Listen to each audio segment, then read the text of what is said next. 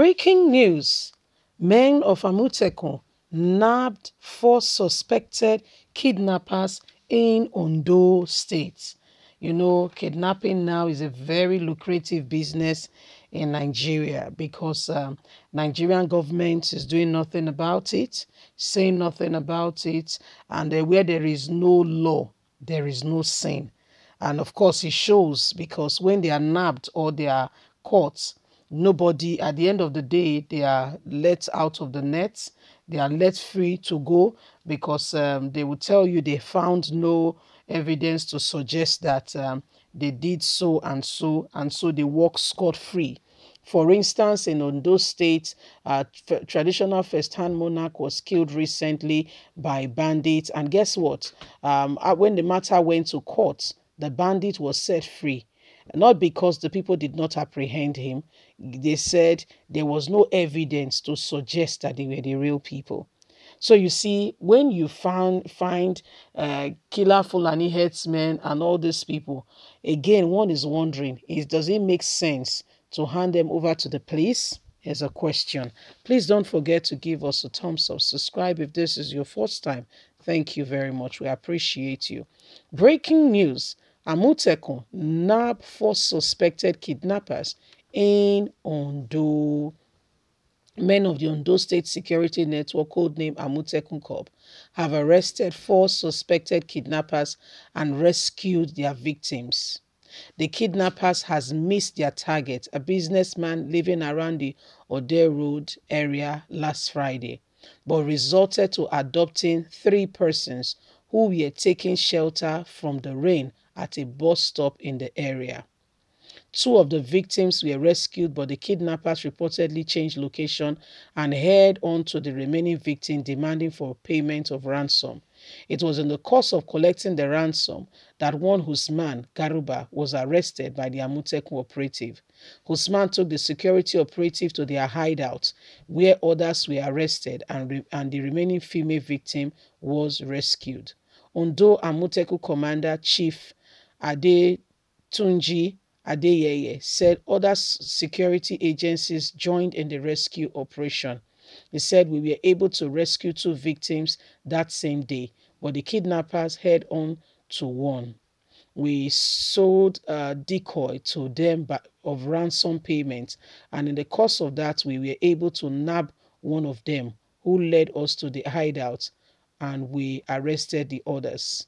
This Usman Garuba has confessed to carrying out other kidnapping activities. In a chat with journalists, Usman said he was introduced by a man he called his master, who promised to give him a job. Usman said it was Mohammed that raped the victim, while Sani beat up a woman who refused to pay any ransom. "It was my Oga that brought me and told me there was job for me. He wants to take a man and collect 100,000 naira after threatening to kidnap him. We missed our target.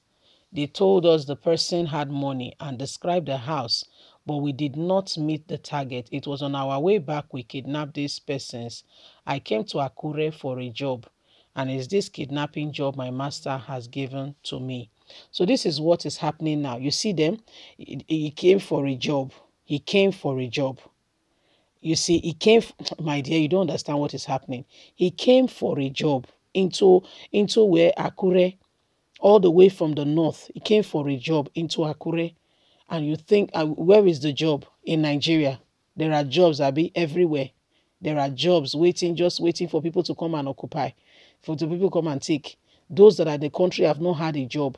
But you from the way from the north came to Akure to get a job. And when you came and you saw that people were kidnapping people, first of all, they should be investigated. Who was the person who directed them to this very businessman that they were supposed to kidnap before they went ahead and kidnapped these 3 people? Who was that very person?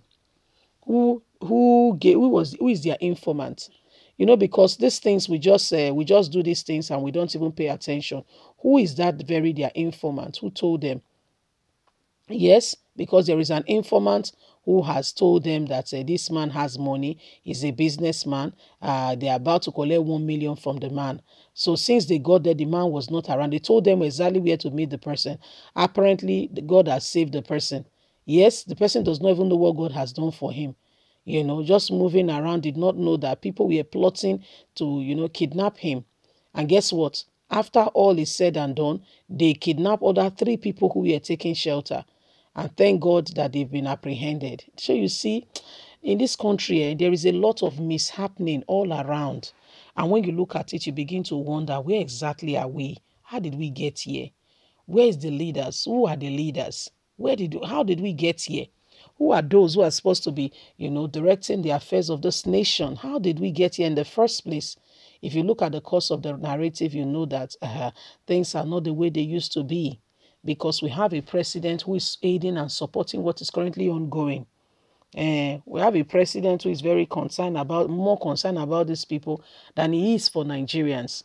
And so you can understand why the country is in shambles and why things are the way they are. I mean, it's a shame. It's really a shame. Things that are going on is really a shame. One cannot begin to imagine the extent to which things have gone from bad to worse. And we cannot begin to overemphasize that it's about time we all cry out.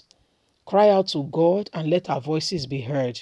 By the time we keep crying out to other nations of the world, they will as well understand why, understand and say, why is this happening in Nigeria?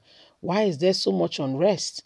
And probably you never can tell. The help we've been envisaging or, looking into and believing God for can just come around.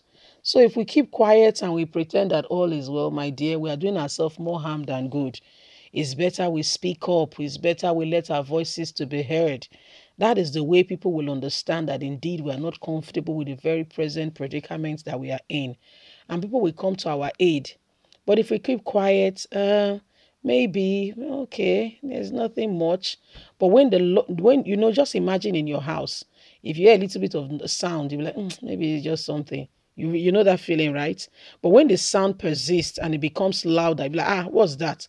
Why is the sound so much? What would you do? You go and investigate.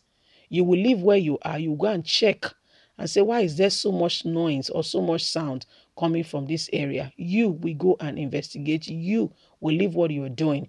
First of all, you call out and say, what's happening there? If there's anybody there. If there is none, you are the only one at home, or there is nobody in sight, you can ask. What do? You will stand up yourself and go and investigate.